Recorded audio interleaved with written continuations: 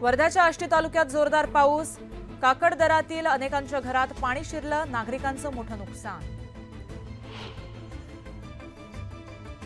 वर्ध्याच्या आष्टीतील साहूर भागात पावसामुळे मोसंबी संत्रा पिकाचं मोठं नुकसान, नुकसानग्रस्त शेतकऱ्यांचं तहसीलदारांना मदतीचं निवेदन।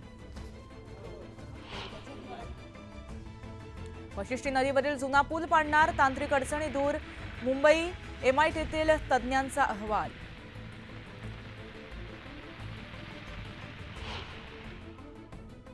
मीरा रोडमध्ये बेकायदेशीरपणे राहणाऱ्या 5 बांगलादेशी महिलांना अटक, नयानगर पोलीस ठाण्यात 3 आणि मीरा रोड पोलीस ठाण्यात 2 जणींविरोधात गुन्हा दाखल।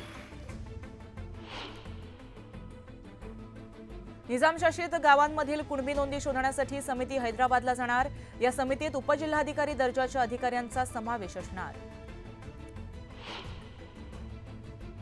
भुसावळ तहसील कार्यालयासमोर खड्डे, तहसील कार्यालयात येणाऱ्यांची मोठी गैरसोय, प्रशासनाचंही सपशेल दुर्लक्ष। चूलबंद जलाशयाच्या कालव्याच्या पाण्यात बुडून 2 भावांचा मृत्यू, गोंदियाच्या मुरदोली गावातील दुर्घटना, परिसरामध्ये शोककळा। बुलढाण्यात पूर्णा नदीच्या पात्रात एक युवक वाहून गेला, शोधकार्यानंतर कालवडजवळ तरुणाचा मृतदेह सापडला।